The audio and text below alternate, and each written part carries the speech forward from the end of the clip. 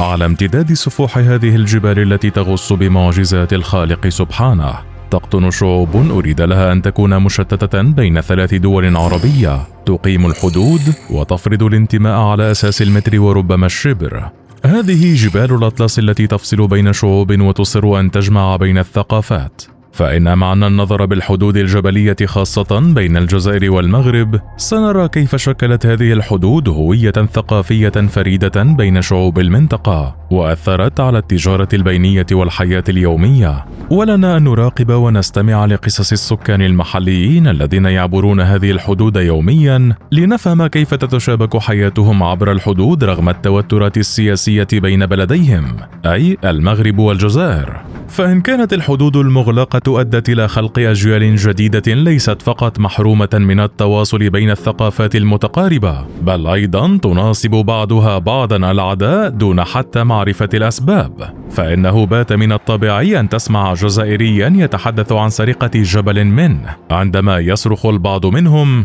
إنما قمة توبقال الأكثر شموخا لنا وسرقها المغرب منا، في وقت يصم كثير من سكان هذه الجبال السمع ويغضون البصر عن كل هذا بعد أن جمعت هذه الجبال بينهم، عندما ظن من همش الشعوب هنا عقب رسم الحدود أن ارتفاعاتها الشاهقة كفيلة بالفصل بينها. وبنظرة جغرافية على جبال الأطلس نستطيع أن نرى سلسلة جبلية تمتد عبر الشمال الغربي لقارة إفريقيا على مساحة 2500 كيلومتر عبر كل من المغرب والجزائر وتونس. أما هنا فتبلغ أعلى قمة لها بارتفاع 4167 مترا وهي قمة توبقال في جنوب غرب المغرب. وبالطبع بسلسلة جبال الأطلس حدود مع كل من البحر الأبيض المتوسط شمالا والمحيط الأطلسي غربا والصحراء الكبرى جنوبا، وهي جبال غنية بالموارد الطبيعية كرواسب خام الحديد وخام الرصاص والنحاس إضافة إلى الفضة والزئبق والملح الصخري والفوسفات لجانب الرخام والفحم الصلب والغاز الطبيعي. وإن أردنا تقسيم جبال الأطلس كما قسمها الاحتلال ثم آمن بالتقسيم ساسة البلدان الجارة نرى أن الأطلس الصغير والأطلس الكبير والأطلس المتوسط وجبال الريف تقع بالمغرب، بينما الأطلس الصحراوي يقع في الجزائر. أما الأطلس التلي فينقسم بين الجزائر وتونس والشمال الشرقي للمغرب، بينما جبال الأوراس تمتد بين الجزائر وتونس. حسناً، هكذا تم تقسيم جبال الأطلس شبرا شبرا بين الدول المتجاورة مع محاولة تأصيل هويات وإيديولوجيات قومية متنازعة بين شعوب لطالما جمعتهم الأصول القومية الواحدة.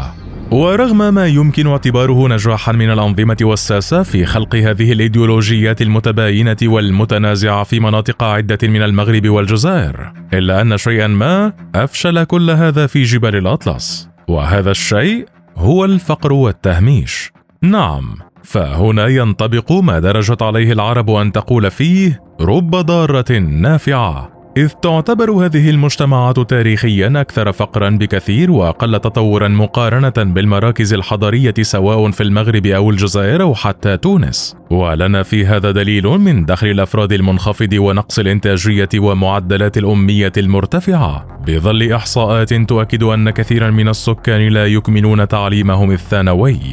ورغم أن التناقض بين البيئات الحضرية والريفية يعود لقرون خلت، وتحديدا عندما قسم الاحتلال الفرنسي كل منطقة من المغرب العربي في دوله كلها إلى أماكن نافعة وأخرى غير نافعة، فكان نصيب جبال الأطلس أن تكون غير نافعة. وهكذا استمر هذا الإرث حتى يومنا هذا، ليستمر التهميش الممنهج والإهمال التام لهذه المناطق الجبلية مع شعوبها الأمازيغية، مع مواصلة تركيز جهود التنمية على الساحل باعتباره كما أرسى الفرنسيون فكرهم كان أكثر إنتاجية على الصعيد الاقتصادي. وهكذا استمرت الفجوة بين مجتمعات وشعوب جبال الأطلس والمناطق الريفية عموما والمدن الواسعة التي تحقق مستويات دخل أعلى، بينما يواجه سكان جبال الأطلس سواء كانوا يحملون هوية هذا البلد أو ذاك تحديات الدخل المنخفض إلى جانب محدودية الوصول إلى خدمات التعليم والرعاية الصحية.